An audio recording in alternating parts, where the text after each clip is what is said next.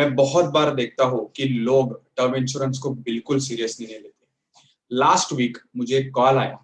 जब भी मैंने हेलो बोला, पहली चीज वो क्लाइंट ने बोली, Rahul thank you very much, आपने उस टाइम पे हम लोग को टर्म इंश्योरेंस कंपलसरी नहीं किया होता तो आज बहुत बुरे दिन आते। जब भी मैंने उनकी ये बात सुनी, मुझे बहुत अच्छा लगा। मुझे एक सेटिस्फाइड फील आया। मुझे लगा कि मैं जो कुछ कर रहा हूँ लोगों के लिए वो बहुत अच्छा है। टर्म इंश्योरेंस ऐसी चीज है कि हर एक आदमी को जिनके ऊपर फैमिली डिपेंडेंट है उनको बहुत ज्यादा इंपॉर्टेंट है। आज के ये सेशन में मैं टर्म इंश्योरेंस के बारे में एकदम डिटेल्ड आपको बताने वाला हूँ। Hello everyone, I am Rahul Kulkarni. मैंने ये फाइनेंशियल प्लानिंग की सीरीज चालू की है जहां पे आप मेरे सिर्फ ये वीडियोस देख के भी आप खुद का प्लानिंग कर सकते हैं। फर्स्ट वीडियो में मैंने मेडिक्लेम के बारे में बताया, सेकंड वीडियो में आज मैं टर्म इंश्योरेंस के बारे में बताऊंगा। Okay, so let's dive in. हम लोग देखते हैं कि क्या क्या चीजें आप आज देखने वाले हैं। Before starting I would like everyone, मैं चाहता हूँ सब लोग मेरे ये चैनल को सब्सक्राइब करें, मेरे सब वीडियोस को लाइक करें, ताकि जब भी मैं वीडियोस डालूं तो आपको नोटिफिकेशन आ जाए। Okay, thank you.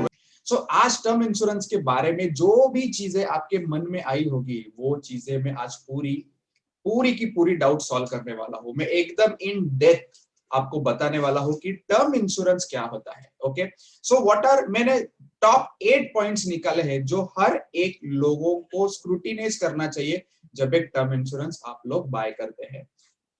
First point is what exactly is term insurance, यानी टर्म इंश्योरेंस क्या है। बहुत लोगों के दिमाग में आता रहेगा कि मैं टर्म इंश्योरेंस यहां वहां से सुनते हैं कि टर्म इंश्योरेंस निकालना जरूरी है। So what exactly is term insurance. Term insurance एक प्रकार का इंश्योरेंस है जहां पे जिस व्यक्ति का आप टर्म इंश्योरेंस निकालते हो उसकी अगर एक डेथ हो गई तो फैमिली को एक इकट्ठा रकम मिल जाती है। That is called as term insurance. So दूसरा आपको सवाल आता रहेगा, is this an investment product, यानी मैं फाइनेंशियल प्लानिंग में ये चीज बता रहा हूं तो ये इन्वेस्टमेंट प्रोडक्ट है? तो ये बिल्कुल इन्वेस्टमेंट प्रोडक्ट नहीं है। I am very sorry to say this, but it is not an investment product.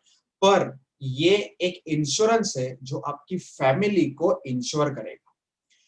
Term insurance में सीधी भाषा में बोला जाओ तो मैं एक मेरा एग्जांपल लेता हूं। मैंने 24 साल की उम्र में मैंने टर्म इंश्योरेंस निकाला। मैंने 1 करोड़ का टर्म इंश्योरेंस निकाला। क्या किया मैंने? 24 साल की उम्र में 1 करोड़ का टर्म इंश्योरेंस निकाला। मैं 8,500 रुपया उसका प्रीमियम भरता हूँ। In case of death nominee को वो 1 करोड़ रुपया मिल जाएगा।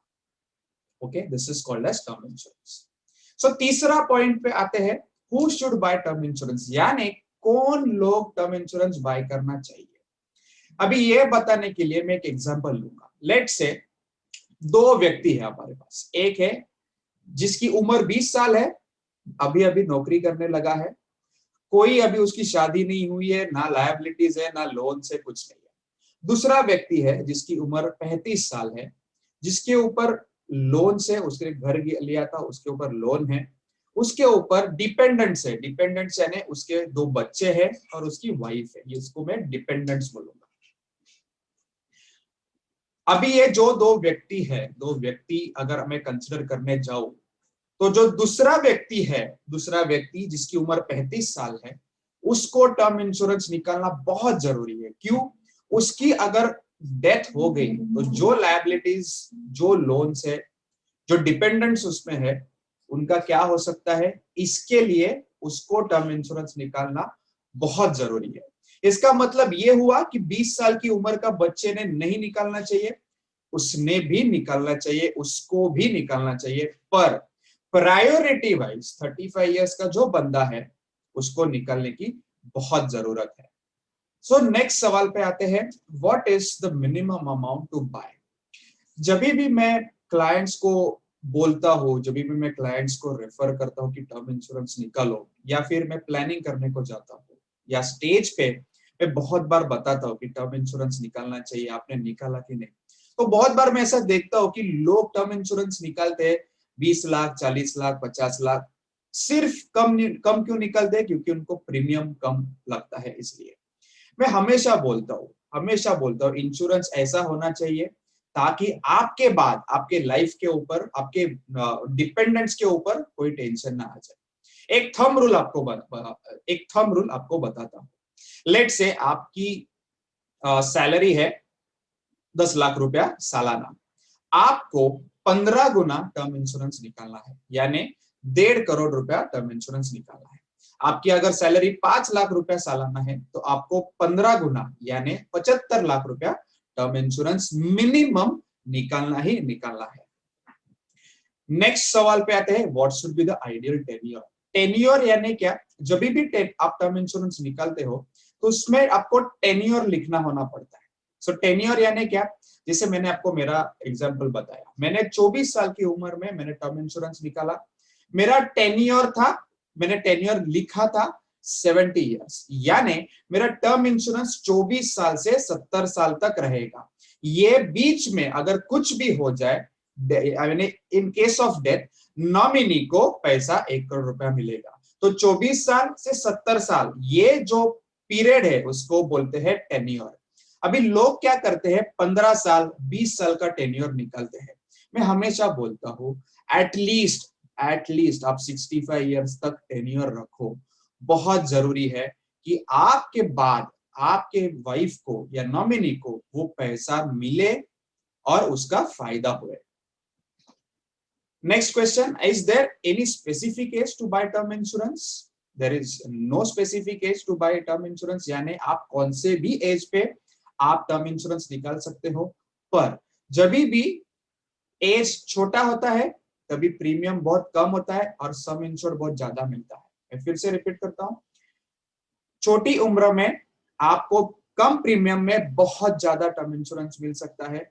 सो जो यंगस्टर्स जो देख रहे हैं मेरा अभी ये वीडियो, आपको तुरंत टर्म इंश्योरेंस निकालना है। और जो 30-35 साल 40 साल उम्र के हैं, जिनको ऐसा लग रहा है कि मैंने अभी तक नहीं निकाला तो मैं नहीं निकालू, आपको भी निकालना है। ओके, नेक्स्ट क्वेश्चन, जब भी टर्म इंश्योरेंस निकालते हो तो कंपनी आपको पूछती है कि आपको कुछ एडिशनल फीचर्स चाहिए या फिर आपको एड ऑन्स चाहिए।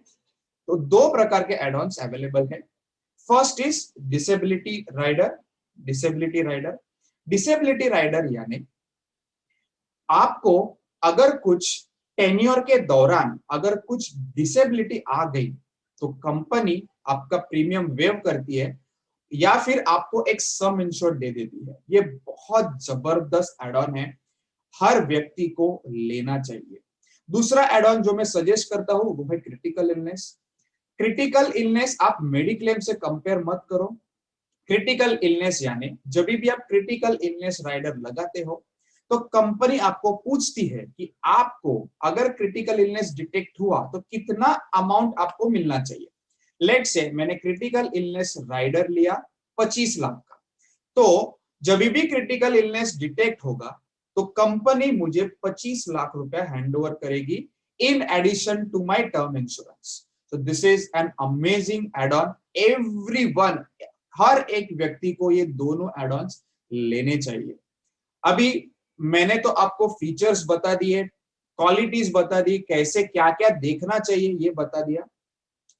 लास्ट चीज मैं आपको बताना चाहता हूं, कैसे आप कहां पे कंपेयर कर सकते हो। ओके, अभी वेबसाइट्स तो बहुत ज्यादा अवेलेबल है मार्केट में। मैं सजेस्ट करूंगा policyworld.com। हम लोग देखेंगे अभी लाइव कि कैसे आप टर्म इंश्योरेंस देख सकते हो। सो लेट्स हम लोग देखते हैं कैसा होता है। सो मैं policyworld.com पे आ गया हूं। यहाँ पे बहुत सारे ऑप्शन है, health insurance, critical, personal accidental, car insurance. हम लोग जाते हैं टर्म लाइफ इंश्योरेंस पे। सो मैंने यहाँ पे क्लिक किया। मुझे अभी खुद का टर्म इंश्योरेंस निकालना है तो मेरा मैं खुद का सब डिटेल्स डालूंगा। एक याद रखना है, जब भी आप डिटेल्स डालते हो तो सच डिटेल्स डालो, कुछ भी छुपाओ मत, ताकि जब भी क्लेम करने की वक्त आएगा तो आपको क्लेम सेटलमेंट में कभी प्रॉब्लम नहीं आ सकता। यहाँ पे मेरा डेट ऑफ बर्थ डाल देता हूं।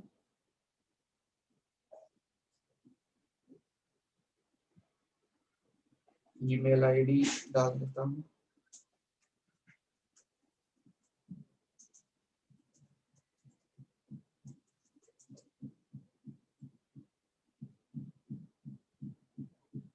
मैंने मेरे सब डिटेल्स डाल दिए, मैंने एक्सेप्ट किया और मैं आगे चला गया। अभी मैंने जब डिटेल्स डाले तो मुझे उन्होंने सवाल पूछा कि आपको कितने कवर चाहिए, कितने का कवर लाइफ चाहिए।